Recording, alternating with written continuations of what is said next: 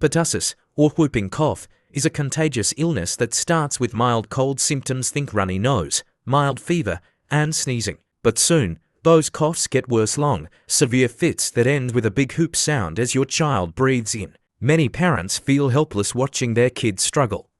But at TheTole Acupuncture Herbal Medical Center, families have found hope.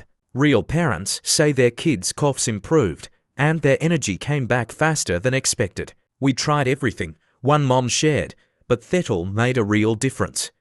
If you're worried about pertussis, you're not alone. Explore your options and listen to what other parents have discovered.